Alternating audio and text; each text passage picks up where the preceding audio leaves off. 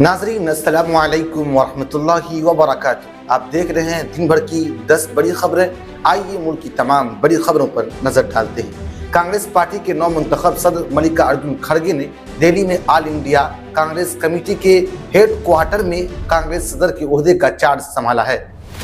اس programme میں Congress working committee کے تمام اراکین پارلیمان، ریاستی کانگریس کمیٹی کے صدر سمیت دیگر عہدیداران موجود تھے۔ اتر پردیش کی سابق وزیر اعلیٰ اور بہوجن سماج وادی پارٹی کے صدر مایاوتی نے ریاست میں مدارس کا سروے کرانے کے بعد نجی مدارس کو غیر تسلیم شدہ قرار دینے کی یوگی حکومت کی کارروائی پر سوال اٹھایا ہے۔ انہوں نے کہا ہے کہ اگر غیر سرکاری مدارس حکومت پر بوجھ بننا نہیں چاہتے ہیں تو پھر ان میں مداخلت کیوں کی جا رہی ہے۔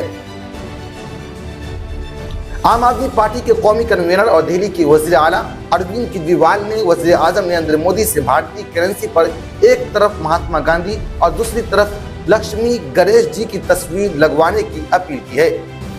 کیجریوال نے ایک پریس کانفرنس میں کہا کہ بھارتی معیشت انتہائی نازک دور سے گزر رہی ہے۔ ڈالر کے مقابلے میں روپیہ دن بدن کمزور ہوتا جا رہا ہے۔ ان سب چیزوں کا خمیازہ عام آدمی کو اٹھانا پڑ رہا ہے۔ برطانیہ میں رشی سونک کی وزیر اعظم بننے پر MIM کے صدر اسد الدین اویسی نے کہا ہے کہ انشاءاللہ حجاب پہننے والی لڑکی بھی بھارت کی وزیر اعظم بنے گی۔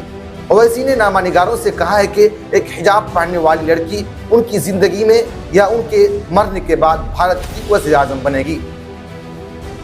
راشٹروادی جنتا پارٹی دہلی نے کہا ہے کہ دہلی کے کیجریوال حکومت اپنے وعدوں کو پورا کرنے میں ناکام رہی ہے اور دہلی حکومت کی دفاتر میں رشوت کے بغیر کوئی کام نہیں ہوتے۔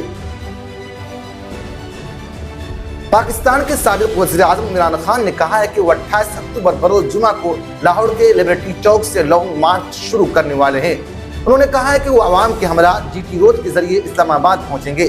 عمران خان کا دعویٰ ہے کہ تحریک انصاف کا لانگ مارچ پاکستان کی تاریخ کا سب سے بڑا عوامی اجتماع ہوگا۔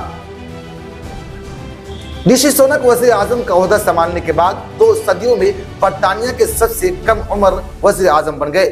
وزیر اعظم کا عہدہ سنبھالنے کے بعد رشی سونک نے یوکرین کے صدر ولادیمیر زیلنسکی سے ٹیلی فون گفتگو کی۔ انہوں نے برطانیہ کی جانب سے یکجہتی اور یوکرینی عوام کی حمایت کا اظہار کیا۔